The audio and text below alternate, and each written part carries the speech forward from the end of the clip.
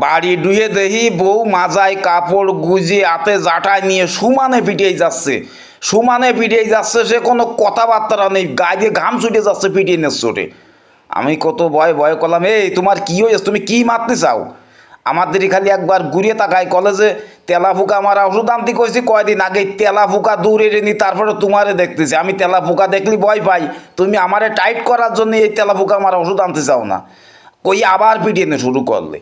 এর মধ্যে বিসিটা কোনো কায়দায় ফাঁক ফোকর পাইয়ে ছুটি আমার ফাঁক দেরি চলিয়ে গেছে। আমি বললাম, এই তুমি এই লিচুর বেশি পিটিয়ে যাচ্ছ সমান, তাহলে কি তেলা ফুকা? তা লিচুর বেশি আর তেলা ফুকা একরকম দেখতে বলে তুমি লিচুর বেশি পিটিয়ে যাবা, তেলা ফুকা পাবি? অমনি কলেজে তো তেলা ফুকা পাবি, আমি পিটিয়ে যাচ্ছি, তা তুই কবা না ও লিচুর বেশি?